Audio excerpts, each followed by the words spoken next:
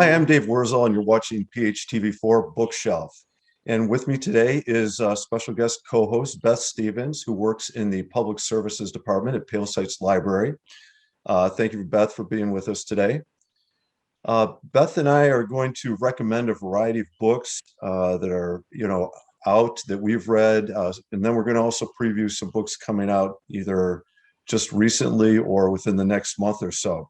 So again, Beth, thanks for joining us and sharing your expertise with us. And why don't we jump right in? I think you're going to go first. You're going to talk about a debut novel.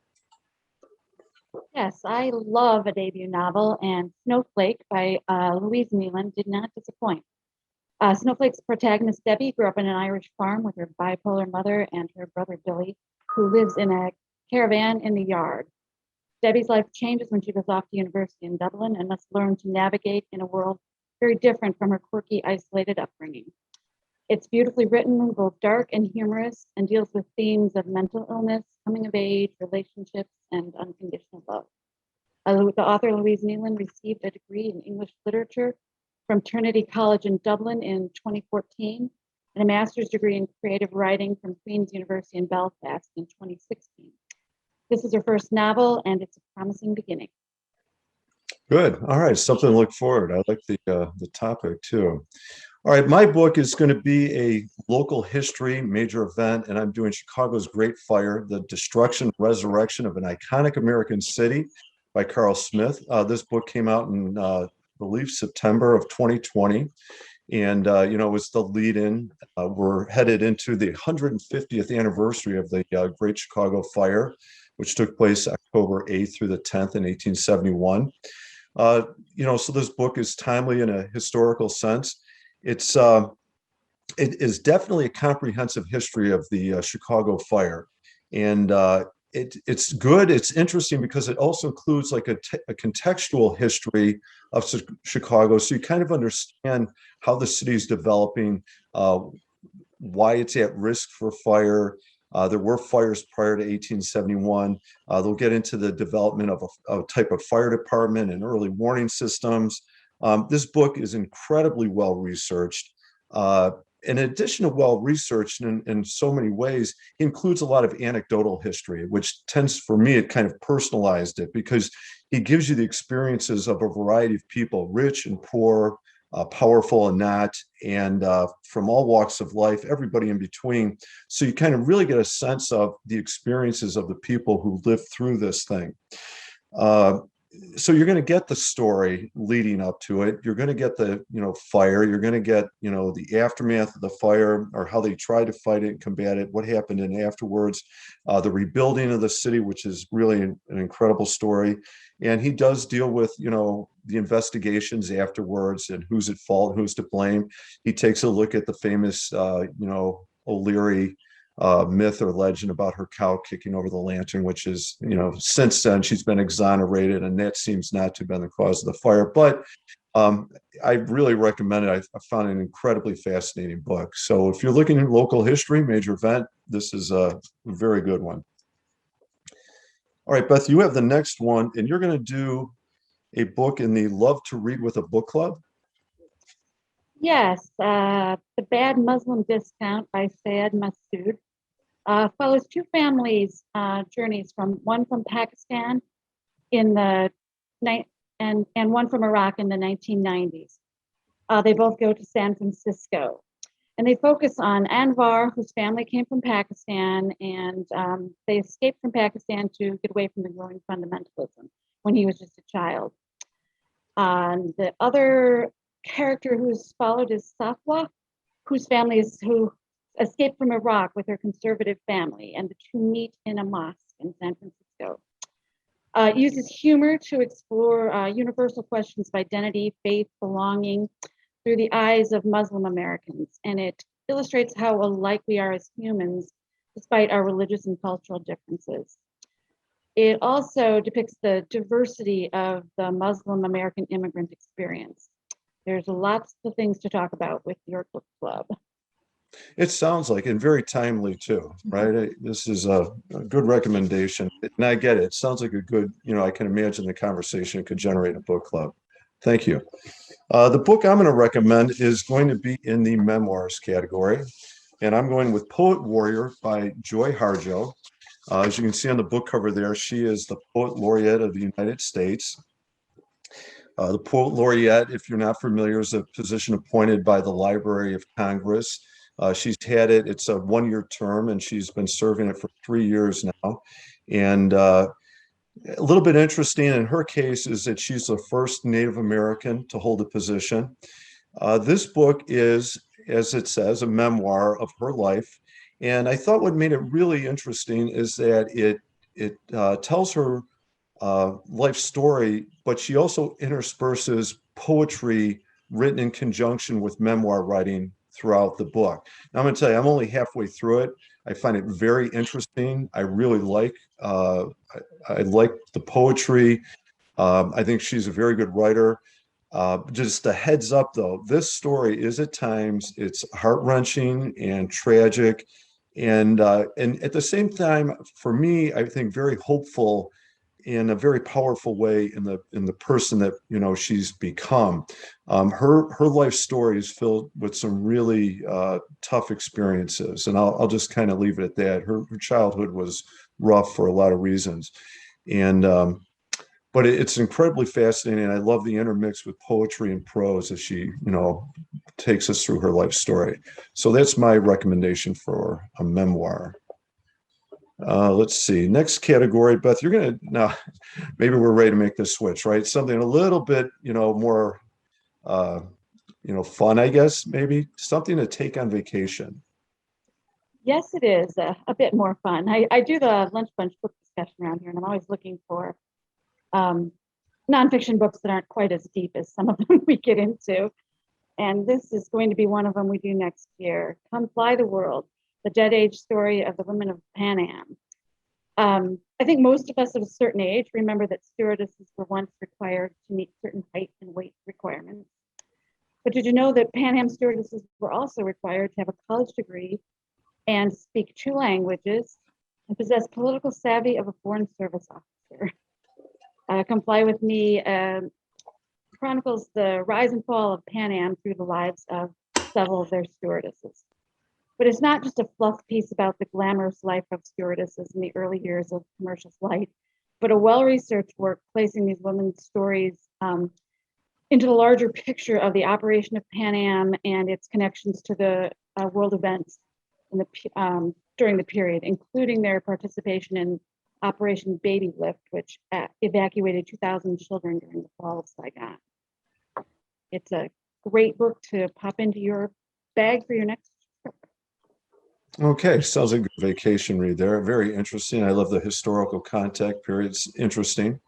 Thank you for that one.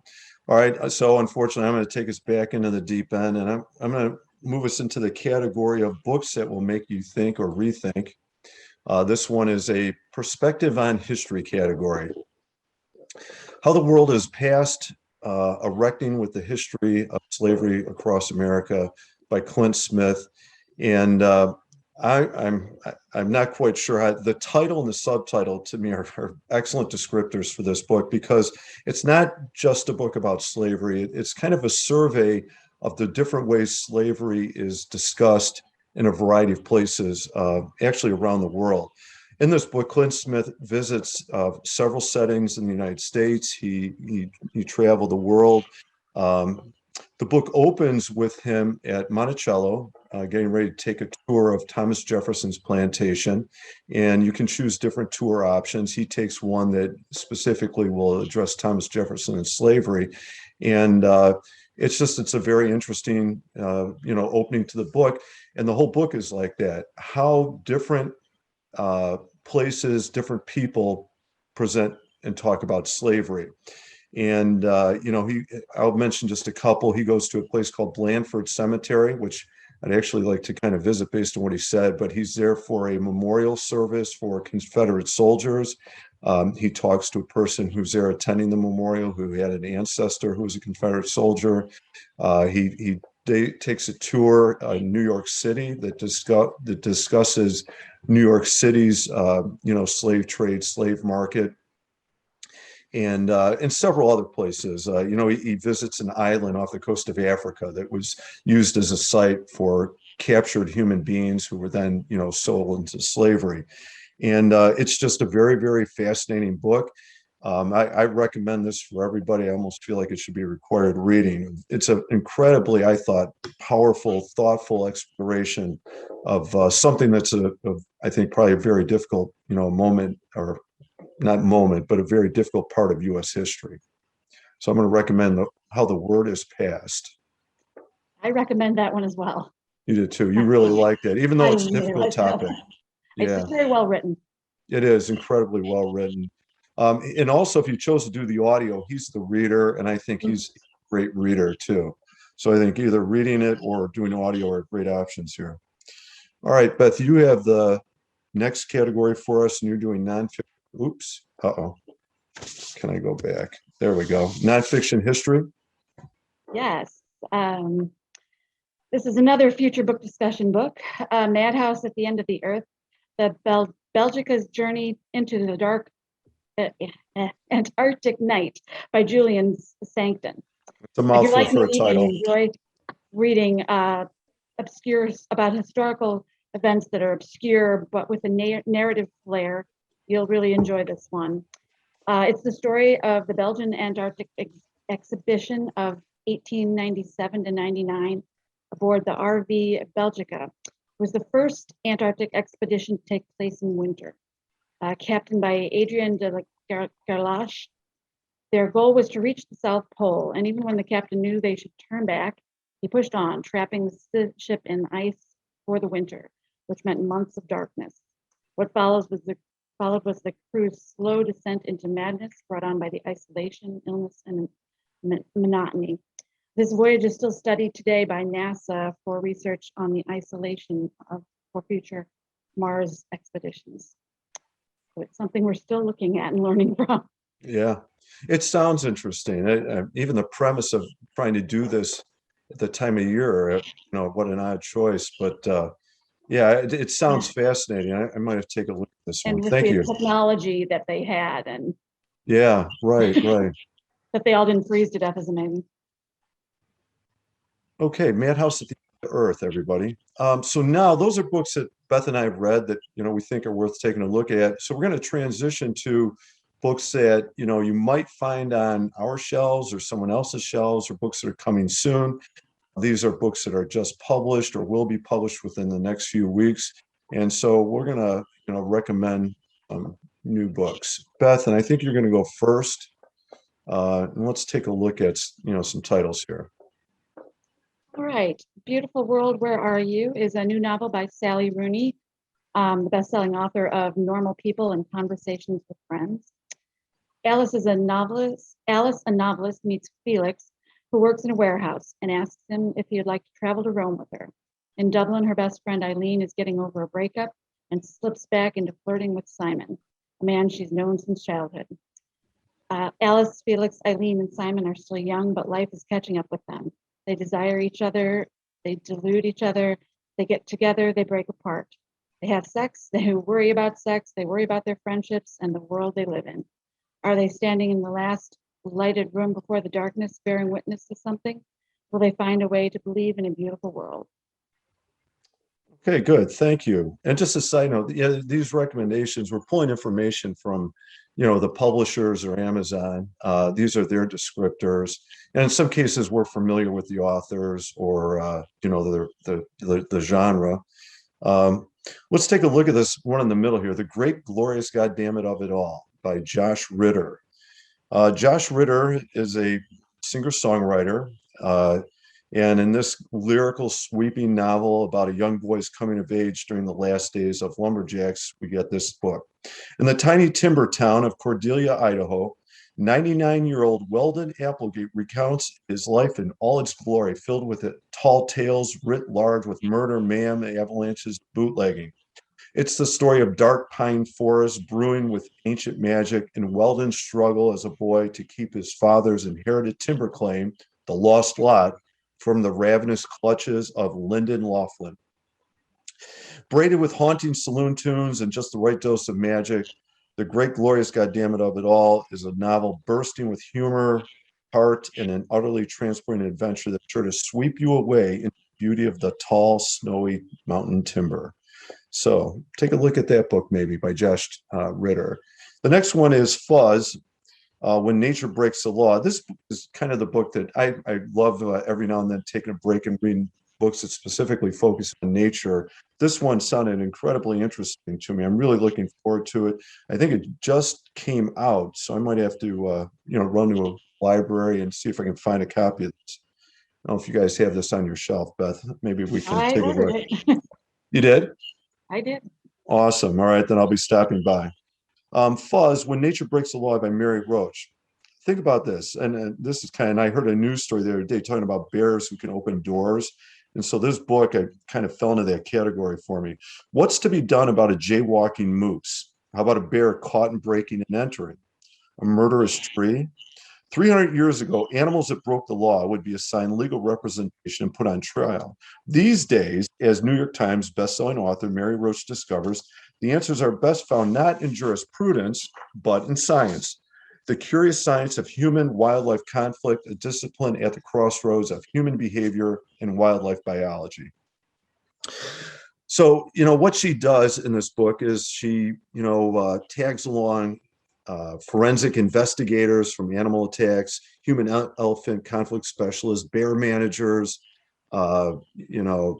She travels to the Himalayas where a hamlet is terrorized, by a leopard. St. Peter's Square in the early hours before the Pope arrived for an Easter Mass. Gulls, vandalized a floral display. She actually test tastes rat bait, which I'm concerned about. I'm wondering how she pulled that off. Doesn't seem Uh, wise. yeah, learns how to install a vulture effigy and gets mugged by a macaque. And if you're not familiar, they look kind of like chimpanzee, well, like monkeys, you can see those at Lincoln Park Zoo if you're interested. Combining little known forensic science and conservation genetics with a motley cast of laser scarecrows, langur impersonators, and trespassing squirrels, Roach reveals as much about humanity as about nature's lawbreakers. When it comes to problem wildlife, she finds humans are more often the problem and, thankfully, the solution. This book is described as fascinating, witty, and humane. This book, Fuzz, offers hope for compassionate coexistence in our ever-expanding human habitat. And I've heard this, I heard a really good interview talking about this problem. Nature encroaching on humans, or is it human encroaching on animals and their habitat? When we do, yeah, conflict show up. So let's continue. Let's see. The next book is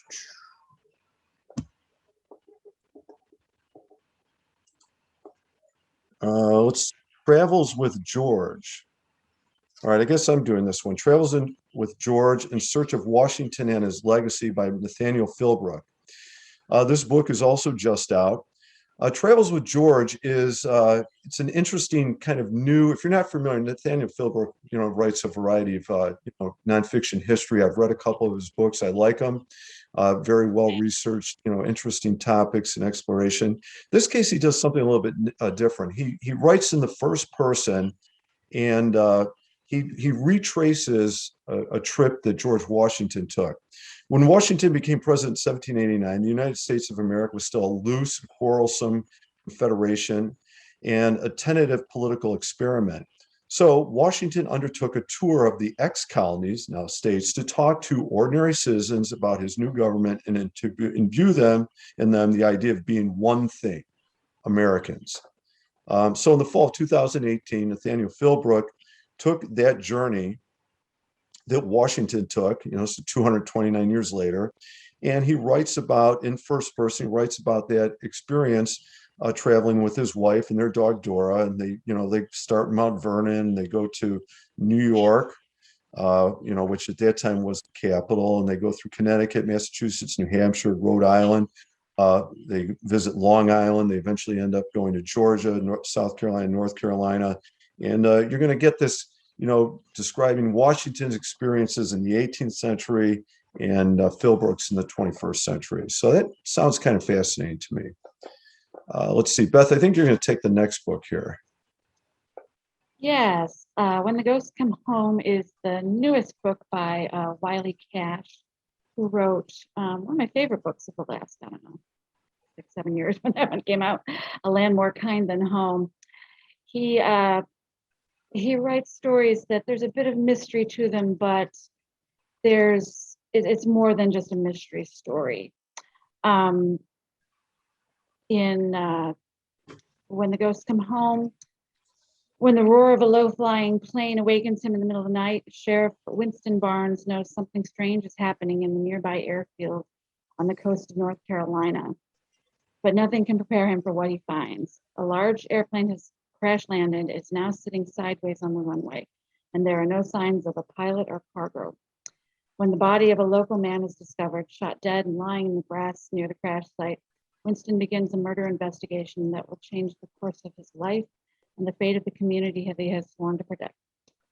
As the suspense builds and this compelling mystery unfolds, Wiley Cash delves deep into the hearts of these richly drawn, achingly sympathetic characters to reveal the nobility of an ordinary man struggling amidst terrifying, extraordinary circumstances.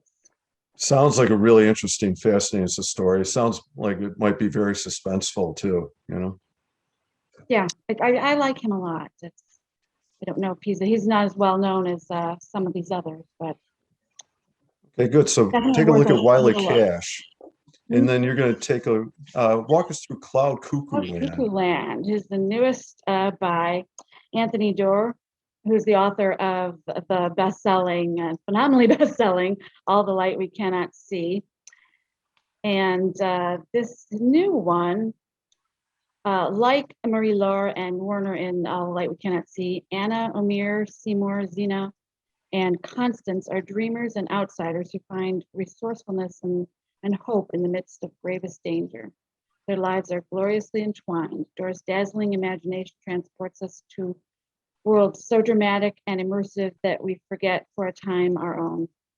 Dedicated to the librarians then, now, and in years to come, Cloud Cuckoo Land is a beautiful and redemptive novel about stewardship, a book of the earth and the human heart. Sounds good. I know I liked his, All the Light We Can See, and I'm interested. This one I know sounds very different, but yeah, it's a little more like magical realism, I think, in there. Yeah. Sounds like, so we'll see. But I really love the last one. So. Right. Having liked the first one, probably a lot of people will take a chance on this one, and I'll be one of them. I think you're going to do the next book too, The Lincoln Highway. How about this one? This is another one that I think a lot of people are looking forward to. His previous bestseller, Gentleman in Moscow, was immensely popular. And so this is a book not out yet, coming out. Yeah, it's coming out October 5th. Okay. So get your name on the list. It's going to be a long one. In June of 1954, 18-year-old Emmett Watson is driven home to Nebraska by the warden of the juvenile work farm where he has just served 15 months for involuntary manslaughter. His mother is long gone, his father recently deceased, and his family farm foreclosed upon by the bank. Emmett's intention is to pick up 8-year-old brother Billy and head to California, where they can start their lives anew. But when the warden drives away, Emmett discovers that the two friends from the work farm have hidden themselves in the trunk of the warden's car. Together they have hatched an altogether different plan for Emmett's future, one which will take them all on a fateful journey in the opposite direction to the city of New York.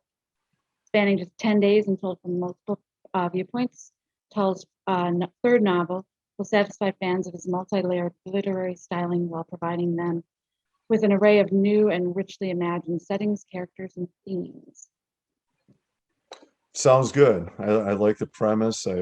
Yeah, and I can imagine I know that first book was popular, or the other one, The Gentleman in Moscow. Yeah. All right, another book coming out in October, We Are Not Like Them by Christine Pride and Joe Piazza. Told from alternating perspectives, an evocative and riveting novel about the lifelong bond between two women, one black and one white, whose friendship is indelibly altered by a tragic event. A powerful and poignant exploration of race in America today and its devastating impact on ordinary lives. So just a little bit on the premise for this book. Jen and Riley have been best friends since kindergarten. As adults, they remain as close as sisters, though their lives have taken different directions. Jen married young, and after years of trying, is finally pregnant. Riley pursued her childhood dream of becoming a television journalist and is poised to become one of the first Black female anchors of the top news channel in their hometown of Philadelphia. We Are Not Like Them explores complex questions of race and how they pervade and shape our most intimate spaces in a deeply divided world. But at its heart, it's a story of enduring friendship, a love that defies the odds, even as it faces its most difficult challenges. Uh, Again, a very interesting premise to work with here, I think. Mhm.